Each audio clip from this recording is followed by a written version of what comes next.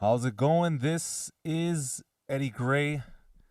Hopefully, you guys are doing well. We've been covering the Logic user guide and tutorial extensively, and we are back in it 6 days a week. If you are interested in joining us, I highly advise you to join now. We're only on page 250. We know that there's a whopping 1,000 plus pages, so this is the time to get it done. The very first thing I like to do, if there were any, small things that we needed to correct, or maybe there were some things in the manual that weren't very clear from the get-go, every time we come back and we get back at it, want to make sure that we rectify that and then we correct anything that may have been misplaced or missaid. And so let's get right into it. My name is Eddie Gray. On behalf of Resources for the Modern Creative, go ahead and sub, go ahead and share. What we want to do here is we just want to share the very best Logic content, and we want to make sure that we get into the nitty gritty.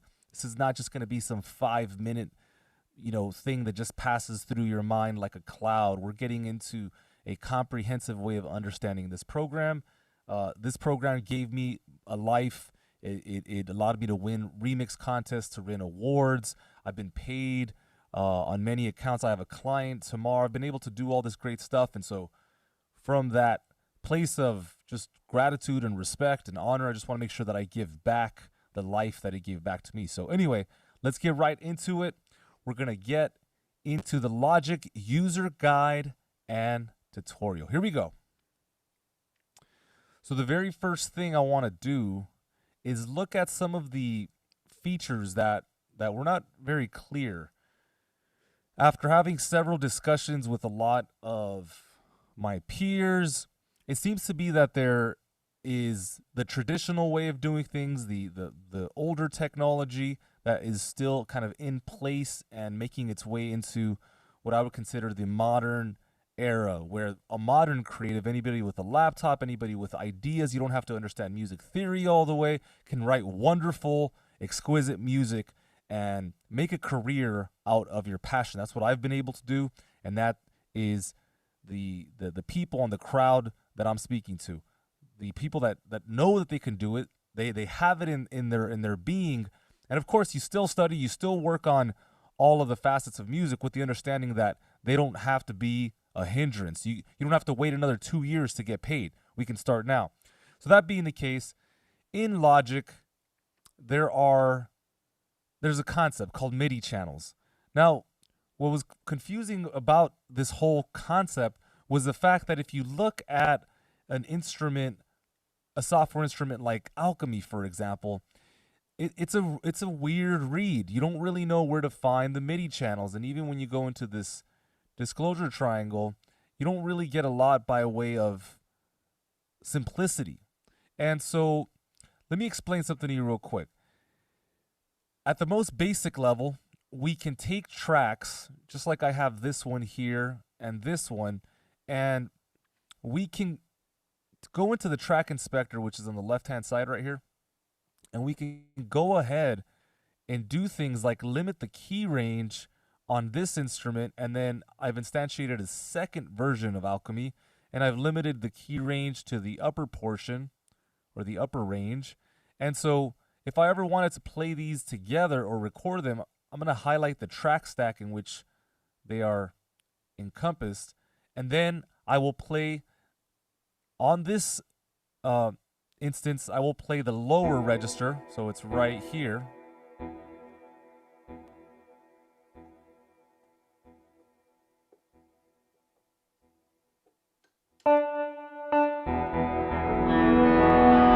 Okay, so let that go away. So here's the deal. With my left hand, I am hitting that specific note. With my right hand, I'm just going up, right? And so this is on the same keyboard, but again, this is just one keyboard. This concept of MIDI channels, from what I believe, and again, if there's any information that is erroneous or we need to clarify, hit me up in the comments. But it's the idea that you have different software instruments being or soft synths being channeled by different MIDI controllers. And so right now, at the most basic level, like I said, I'm triggering one key and then playing another instance of the plugin with the same keyboard, but this is not necessarily a different MIDI channel.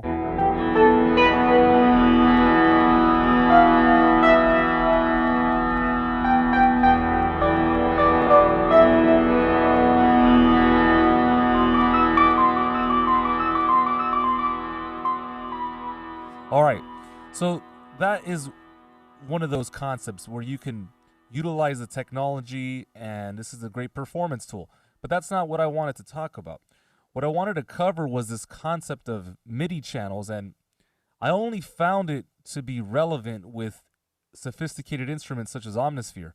So when I instantiated this, I went into multi-output, okay?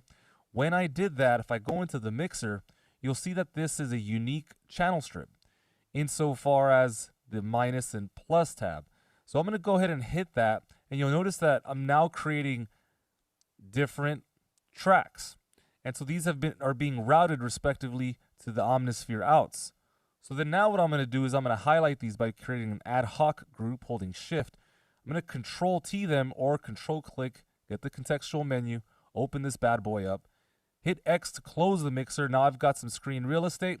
And now look at this. At the very top, I would have the parent track, okay? And then right underneath, if we start looking at the track inspector, the routing has automatically been connected. There's MIDI 2, here's MIDI 3, MIDI 4, and so on and so forth.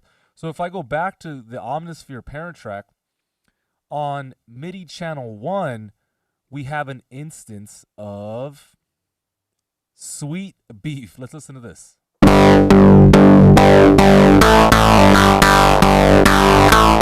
Okay, that's cool, right? So the only issue is now when I go down to MIDI track number 2 or MIDI channel 2, you can see that the only reason I'm getting sound is because I've instantiated on channel 2 inside of Omnisphere with another preset. If I go down to MIDI channel 3, we don't hear anything, and that's because the MIDI is being triggered here, but again, nobody's home, and so we're not hearing any sound. But this routing is happening automatically, and this is why, when we look at the manual, we don't really get a sense of what to do. We don't have any diagrams that we can follow. And this is why I'm going to recommend, if you really want to understand this, and I base a lot of my work on this gentleman's work. He's got a great YouTube channel himself, so I just want to make sure that you always pay credit to the proper people. Edgar Rothermick, okay? Go ahead and check him out because he explains this and more in full detail with diagrams, with visuals. So I highly recommend the work of Mr. Edgar Rothermick. All right. So that being said, this is helpful if you have a multi-out instrument such as name the instrument. But the issue is when we go into, say, retro synth by Logic or what have you. Let me bring this down one sec. Let me go into my Logic stock plugins here. Okay, good. Let's go instrument. Logic. Okay. There's no multi-out. And so the only time I see this is when we go into Drum Kit Designer. But then if you utilize that, the routing still stinks. It's not great. I'll show you in a second. Let's see if there's any other multi-output.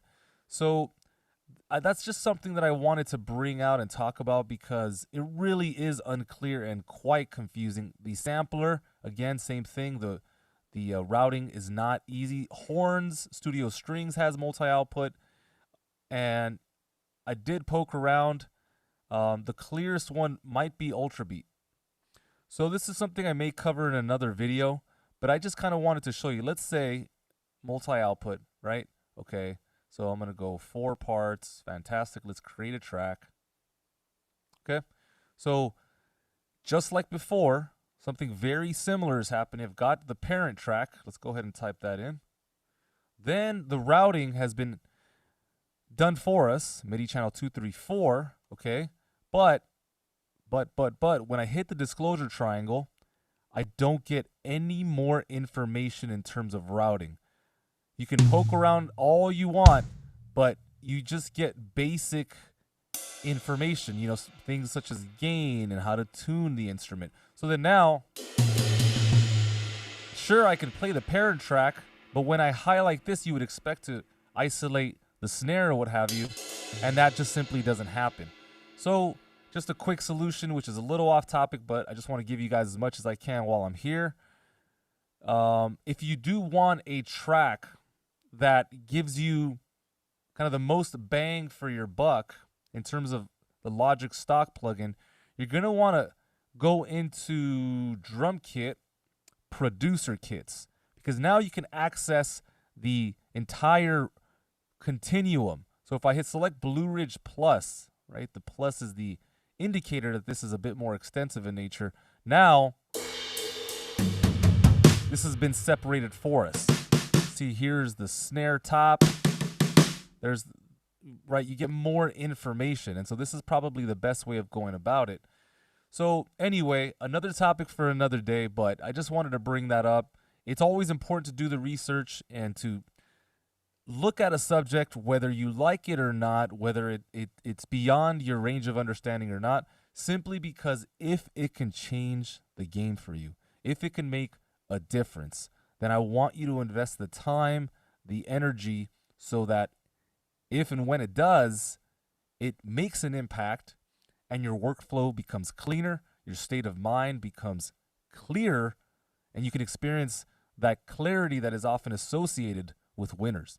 So let's go to track number 2 here. There's one more subject that I wanted to bring up that, in all fairness, I simply don't use. I didn't see the value, but after spending some time with it, I really did see the value. And so what I'm going to want you to do, and again, you should be taking notes, is right here in the control bar at the very top. You want to go ahead and control click, go to customize control bar and display. In the modes and functions menu here, go ahead and select and enable replace. I'm going to hit OK. All right, so that's the orange icon on the right hand side here. All right, so then now we're in effect in replace mode. And so if I want to control the functionality, we can simply click and hold, access one of the features here. You can also go into record in the main menu tab, and you can do some selecting down here. Now, of course, there's a contingency here, which is, hey, if the cycle is off or on, you can do this stuff, but this is for MIDI and for audio. So for MIDI, we're going to set this to region erase. All right, so I've already dragged in a loop from Logic. We're checking sound. That is loud. Let's bring this down. All right, and let me just make sure I'm sharing. Yes, that's what I want. All right, so if I go to the, where is my manual? Here it is. Okay, so let's see, where were we? We're going to be talking about step input today, but I just kind of wanted to talk about this replace range concept. Let's see if we can find that. All right. Okay, here it is right here. So region erase. This is going to erase the MIDI regions from the tracks, even if nothing is played. All right, let's check that out. So we're here. This is on. I won't play anything, okay? Here we go. I'm going to hit record.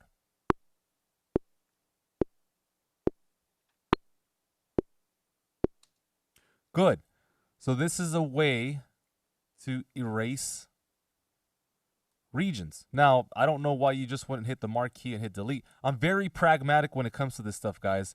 Like, for example, sure, I can access the scissor tool, and sure, I can access the glue tool, but why would I do that if I could just chop like that, like a ninja? And why would I do that if I could just hit J, Command J, like a ninja? Like, why would you do that, right? Why would you have to take 2 steps if I could do it all in one? And the key command to join MIDI regions is J. Okay, so let's talk about this. What would be an actual application? Maybe you have a lot of tracks and you just don't want to deal with it. That could be something, right? Because you have to zoom and navigate. If you have something relevant for me here using replace, region erase, please let us know. Otherwise, we're moving to region punch. Let's go to the user guide. Region punch.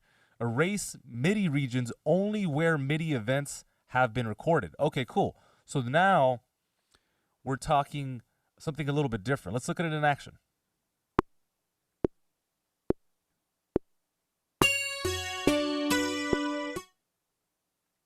So nothing happened for me there.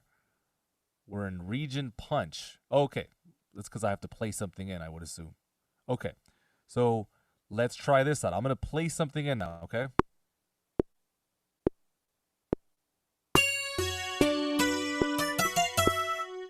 Okay, good. All right, so then now we can see when I join these two that it has added some information.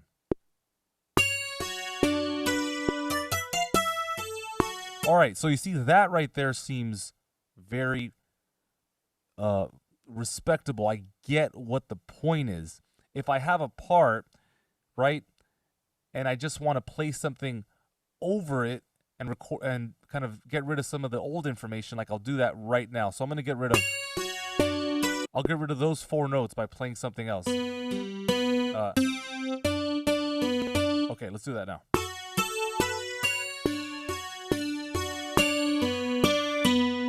Okay, good. So I've erased the previous information, and then now you can listen to this. So if we look at the adjustment that was made, I'm going to hit Command Z. This is what was hold on. All right, this is what was previously there, okay? Shift Command Z. Right, so I'll join those two. All right, so that to me makes some sense in terms of being able to just quickly erase something and bring something in. Okay, let's go to Content Erase. Erase only the MIDI content across the entire recording, even if nothing is played. Okay, let's go ahead and try this.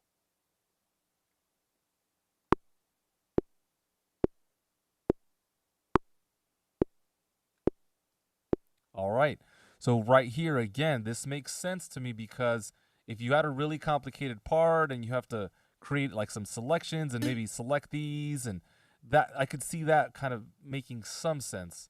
Maybe you get to the end of a phrase and you want to pause. You don't feel like deleting. Okay, you can just hit record.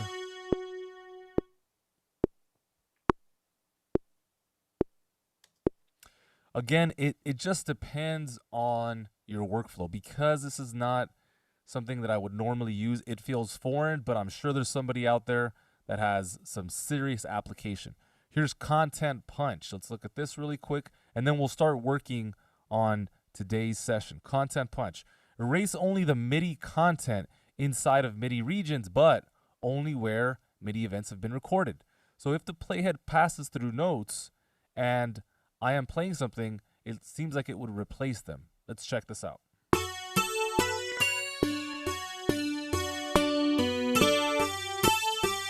Okay, good. Let's listen to this.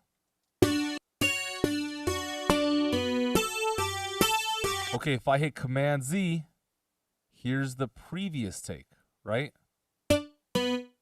Now, if I hit Shift Command Z to redo, there is what I played. So Command Z, let's go back. We have this information. Shift Command Z brings me there. Awesome. All right. So I hope that helps. Let me open up this program so you guys can see the key commands.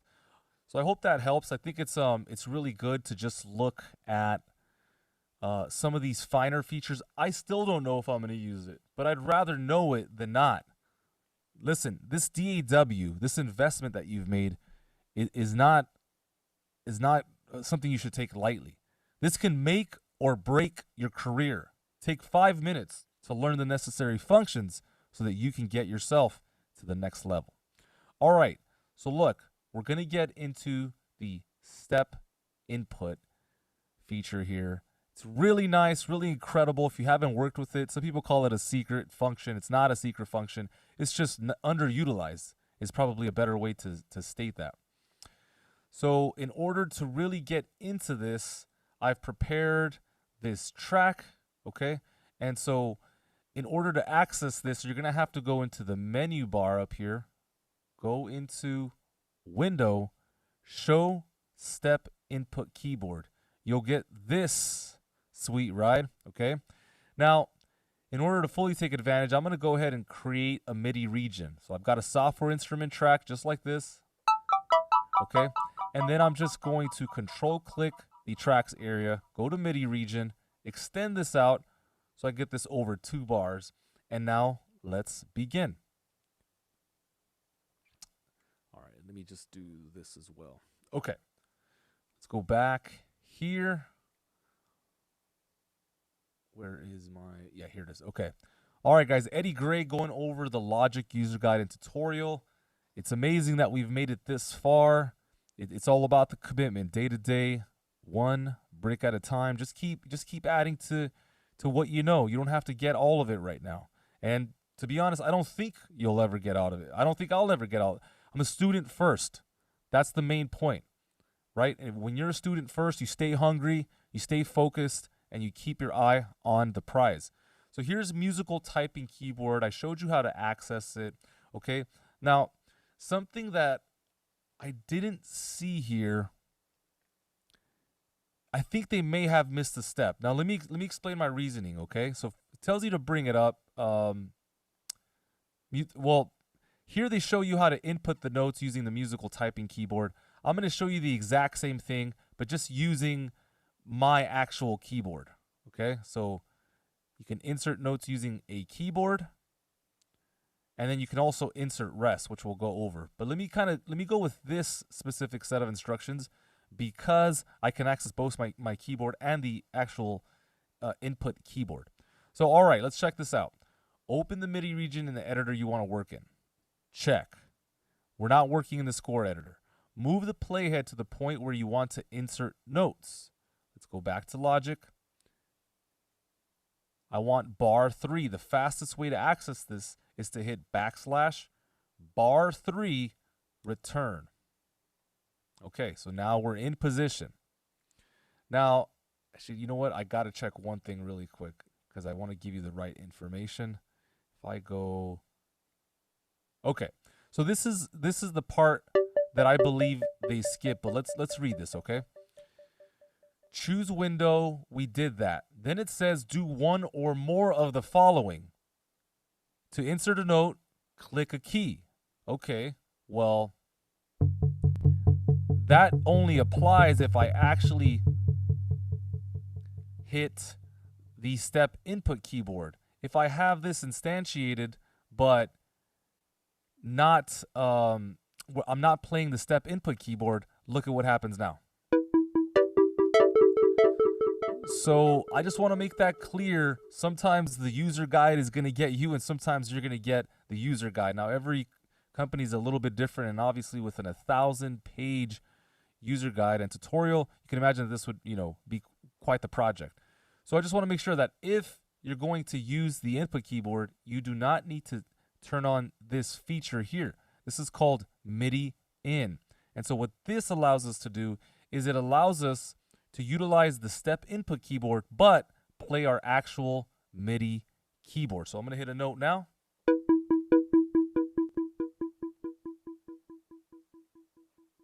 Hold on.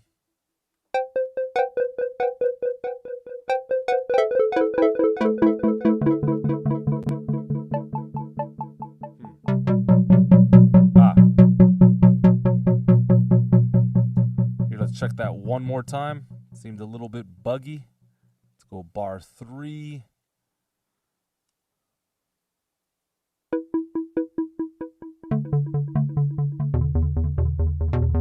All right, there it is right there. All right, so you could see that I had to turn it on twice in order to get it to function. All right, so what exactly is going on here?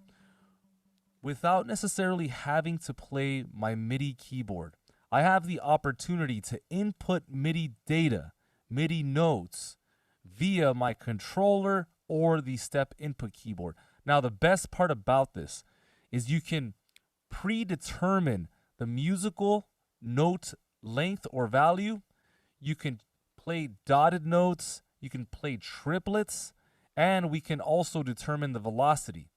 So you have these kind of notation terms, but essentially, fortissimo is 127, and below that 112, right, and 96 and 80. And so we can determine all of these values beforehand. And why is this special? Well, number one, if you don't know how to play keyboard, it'd be super helpful. But on top of that, if you do not know how to play chords, This is a really special opportunity to experiment with chords. So let me show you what I mean. Right now, I'm going to input 3 notes, but at the same time, I'm not actually going to lift my finger off of my keyboard. So here's the first, here's the second, and here's the third. Now, I'm somebody that's practicing piano on the regular, but it doesn't mean that I can necessarily get my hands on it and kind of command it at will. Sometimes you just need tools. So now you can perform chords. Arpeggios are sick with this tool, and I can't wait to show you, but check out this chord. Let me get out of this mode probably. Okay, let's go.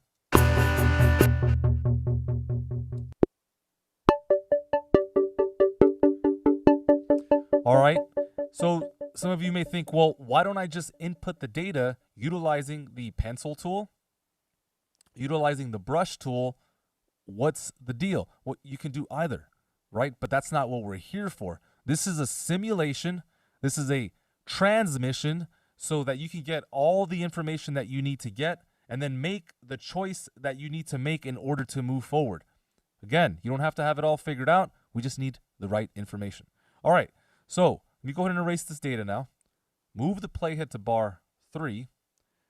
Again, make sure Midi In is factored in, and then go into Window, Key Command, Option, Command K. Okay, so we're back here. Let's do some reading, shall we?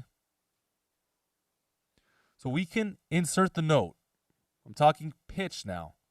All right. We can set the length as well. Click on the note length button. So we're talking whole notes, half notes, quarter notes. Set the velocity of the inserted note. We can click on all the various musical terminology, right? P, P, P. These correspond to MIDI velocity values.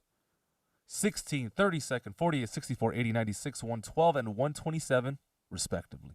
To make the next 3 notes, you enter a triplet group. All right, so if you want to get into triplets, again, you may not have rhythm or something, or you just want to try out a new approach. We can access triplets. Let's try that really quick. Here we go.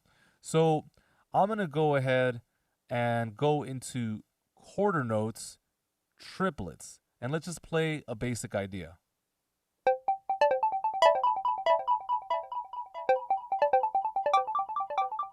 All right, let's hear that, okay?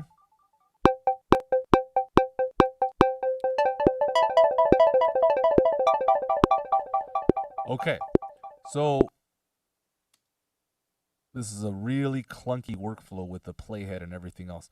Let's go ahead and check out a working idea in triplets or quarter note triplets with this track.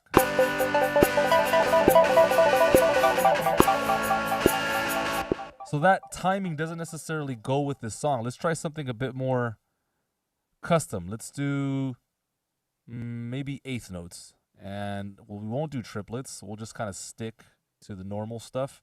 So let's go back, position, bar 3, double click on the region. Let's move this so it's where it needs to be. Erase that data, and let's start from here.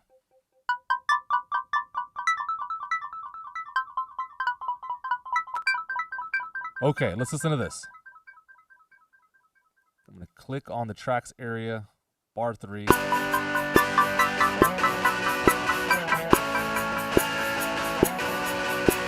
All right, good. Let's try out eighth notes. This time I'll actually use the step input keyboard. So here, this does not need to be on at this point, but let's go ahead and try this. Let's go lower with the velocity. And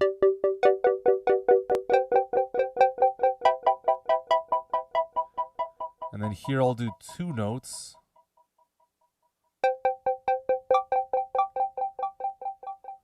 Let's do 16th to end. Okay. Let's play with this.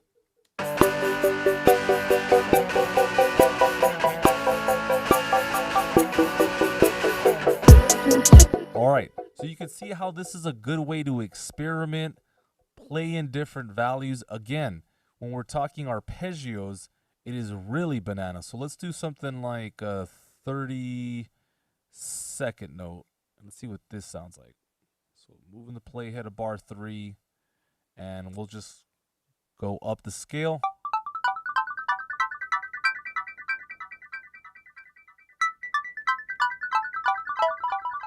All right, listen to this.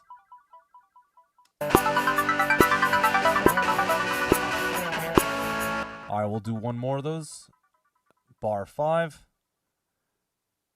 All right, let's go a little bit harder with that. And then here I'll just...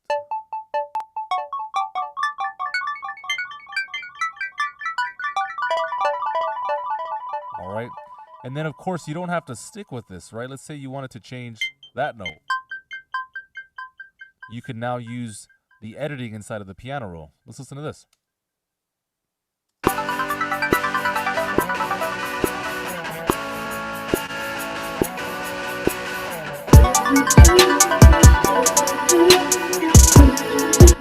All right, so you can hear that's a pretty sweet concept that we can utilize this as another interesting tool, another paintbrush, right? Another way to input MIDI data by utilizing the step input. Now, just as a reminder, you don't have to just write fast notes. You can, keep it simple and just write in something with a little bit more care, right? Like, for example, if you're listening to this and, you kind of want to take your time, maybe you're really pensive and you really want to take your time with this, then you'll play something else, right? And then you may change that note. So that's another approach. And then finally, there's the approach where you're essentially creating chords. So we'll try that again. I'm going to hit 3 notes. It could be at the same time, but you can also hit them, sustain the note, hold the note, and create chords.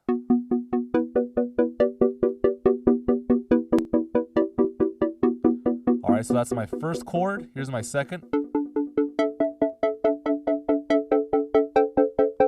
Now I'm letting go of the notes, and then here's my third.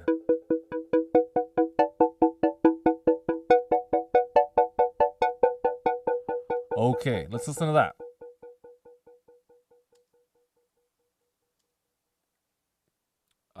Let me do it this way.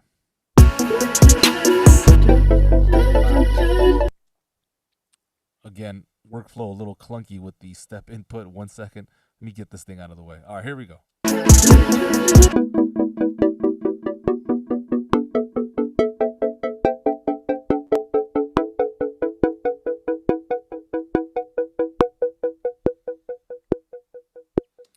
Good. All right, so that is the step input keyboard. Really great tool. Let's see if there's anything else for us here. So we've talked about the note value, dotted. Looks like you can sustain. So you can insert sustain. Okay, cool. You can correct the timing of the start of the next inserted note. So should something get out of time, maybe if the playhead isn't where it needs to be. So you can also quantize. Going back to MIDI channels, some information on that there. All right, inserting multiple notes. This is where we can click the chord button. Now, something that I don't understand is I never actually clicked on the chord button, and that function still worked for me. So if you find that to be otherwise, let me know. It was probably an inherited behavior from Logic 9. That's when I first started. That's when I first had the privilege of picking up this program, and I've been on this natural quest to do it every day and do it as much as I can, and take in as much information and provide the best content possible on the matter. All right, so yeah, go ahead and check it out. They claim that if you click on the chord button, that's the only time that you can actually utilize it. Again, I didn't find that to be true. But you know what? Actually, now that I think about it, it's good to reflect like this. If we go back to it, maybe it's working for me because I'm playing with my MIDI controller. But if you want to use the step input keyboard, it would make sense that you would have to... Yep, I understand. I love it. All right, but here's something I want to talk to you about before we go on here. The only reason I had that epiphany in that moment was because we did the work, right? It's not about knowing the whole thing top to bottom, right? That's foolish to think that one individual can understand it all, right? Like the one guru that can read the crystal ball. It doesn't work like that. What you do is you get the work in, and who knows, 5 years from now, Logic 11, right? We may be doing this again, and all the information that we take with us will complement that time, that future self when you're at that next level, when you're a master of this craft. In the interim, in the meanwhile, let's go ahead and master it now. Let's do what we can right now. That's the whole point. All right. So we can also insert rest. That's something I didn't mention. Let's go ahead and get into that really quick, just in case you're interested. And by the way, a lot of people I've noticed are just hobbyists. Like they just geek out. They just need to be around it. So even if this is something that you love to do and it's a side thing, or you're making a side income, kudos to you for taking the time, the energy to do what you love, right? It's not about what anybody else thinks, it's about what you think. And so let me go ahead and insert a rest here. Okay, awesome. And so I'll do a value of a quarter note. So I'm going to hit my sustain pedal, and you can see that it actually stretched out the previous note. So then I'll go back to 16th notes. I'll hit another value. I've got the chord button on. Okay, good. Let's take the chord button off and see what happens. So if you take the chord button off, it's not going to sustain the notes. Again, something else that happened by being a practitioner, by working on by being committed. These little secrets, these little tricks, although a lot of them are not on the actual user guide and tutorial, will only come if you do the work, right? If you try and try and try. Even if you don't get it, that's besides the point. I remember when I first started, it was really, really tough to get just anything. And so now, again, 7 years removed from the beginning of my journey, so grateful to be here. And there's a lot that we can do here, okay? So look, let's get into the metronome, and then we are going to call it a day. Let's take a quick musical break and a word from our sponsors, and we will bring it right back, y'all. Here we go. Hold on.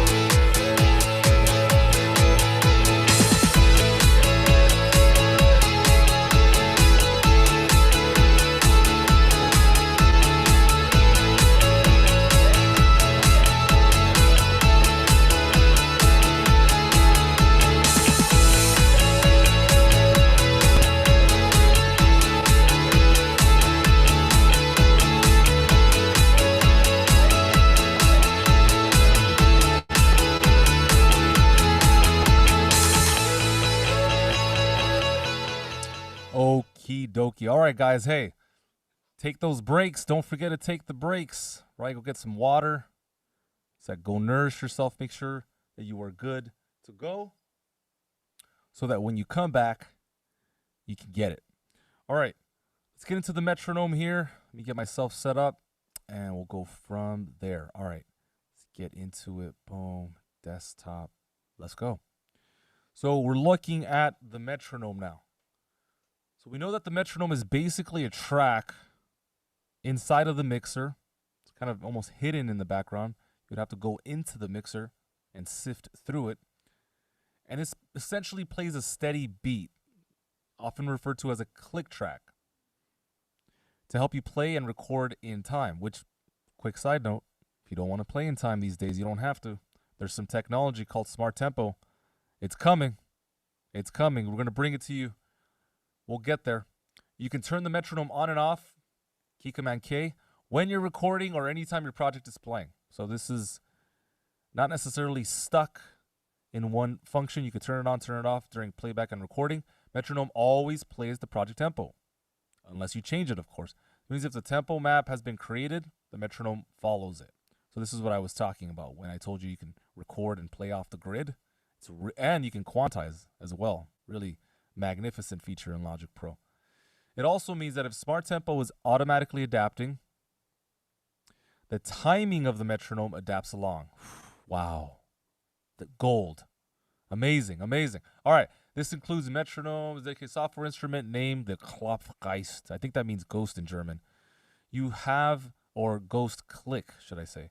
You have the option of using any audio or MIDI to generate metronome clicks.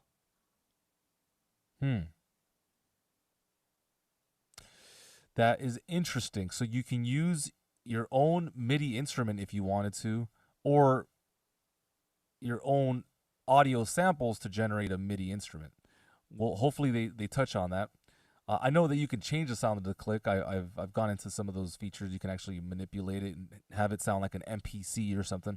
You can also access a pop-up menu to set if you want the metronome to play during playback, recording, or both. So there are some default behaviors that we can access as well. All right. Looks like you can also set the metronome to play a one measure count in, right? If you're the kind of person that doesn't want a count in, you don't have to have it. But you can also have just 2 beats, 1, 2, record. You can also just hit 1 beat, 1, record, and obviously you can also have no count in and just record from the get-go. All right, so we can click on the icon itself, or we can hit the key Command K, and now let's set the conditions for the metronome. All right, so if we go to Logic, and where's my Logic? Here we go. If we long click the metronome, we can see some information here. Let's go to the metronome settings. All right, this is inside of the project settings. And let's see. All right, so when you turn on the metronome, if you want to keep it kind of at the most basic level, you're going to want to turn on what's called simple mode. With this mode selected, the other metronome settings are unavailable. So let's go ahead and just highlight that. That's a good point. So to only click when you toggle the metronome on, choose simple mode. That's what I like to leave it on personally, for the most part. I don't, it's I'm either going to turn it on or turn it off. But there's some other stuff here that we should look at. So let's get into it. If you want the metronome to click during recording, whether or not the metronome is on or off, choose click while recording. So this is, a different approach where you're the one that tells Logic, hey, every single time I hit the key Command R or record, or I click on this record button, the click automatically comes on. It doesn't have to be that way. This is just kind of a traditional approach. Okay. If you want the metronome to only count in during the count in, whether or not the metronome is on, choose only during count in. So not while recording, just only during content. Here we go. Key Command R, and then it stops. Again, that might be something you need. And if it's something that you need, then I want to give it to you. All right? So click while recording must also be choosing. So that's what we just saw, that behavior there. If you want the metronome to click during playback, choose click while playing. This setting has the same effect as toggling the metronome on or off. All right. So, yeah, if you're going to do this, you might as well have it on simple mode where you're the one dictating. I personally like to have it, follow my lead. Sometimes I don't want to play to a click. All right. So if we want to turn on the count in, we just click here. We can also hit Shift K, and let's see. If we long click, again, we can set a bar as the count in. You can set in 6 bars. 1 quarter note, 4 quarter notes would be the same as some of these settings, right? All right, let's go to the recording settings. Maybe there's something for us here. It says count in. Same options that we saw before, except this pop-up menu was given to us in advance here. So that's pretty sweet. Something that I do want to throw out there in case we don't cover it is recording pre-roll. This is amazing because let's say you have a track and I'm on bar 1 and let's just pretend that as a singer, when I sing, even though I'm starting on bar 1, the track doesn't really record theoretically until bar 1, even though there may be some lead-in time here. So let's imagine we're saying the words, hope you da da da, right? It's not going to start recording until bar 1, but when this is enabled, you can actually record that pre-roll. So let me see if I could. Nah, you know what? I'm gonna bypass that simply because the way I have my routing right now, it's it may be a little much.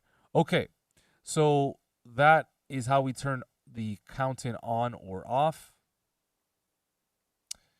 Shift K being the key command. You can set the number of bars. Choose record count-in. So is this another way of doing this? Wow. 3 ways. 1 in the menu bar, 1 in the control bar, and then 1 inside of the recording settings. That's amazing. So project setting, yeah, that's the one that we saw earlier. Okay, and then now we're getting into advanced recording techniques. I need to pace myself for this marathon that we're doing here. If you have any questions, go ahead and hit us up. Support at hfmusicacademy.com. We're so happy to be able to relay some information. We want you to win. That's the bottom line. Over at our academy, we're seeing all of our students perform well, do well. A lot of them are even actually making money at this point. Go ahead and backlog to some of the videos where you can see a composer's spotlight so you can see what they're up to. How did they do it? You have a path that you have to follow, and there isn't anybody in this world that's going to tell you how to do it. What I'm here to do, I consider myself a wayfarer. If you don't know what that is, basically I take people from destination A to destination B. Now, for some of you, that's a 6-month journey. For some of you, that's a 5-year journey. But here's the bottom line. I've helped a lot of people already, and I know I can help you too. So this is kind of where it starts. You want to take it to that next level, and I will see you over at hfmusicacademy.com. Again, if you have questions or requests, we're taking them. Support at hfmusicacademy.com. I'm going to sign off. Thank you guys very much for this great session. Again, I'm a student first, so I love the opportunity and the privilege to be able to learn this amazing program. I'm going to get out of here. I will catch you tomorrow. Let's go.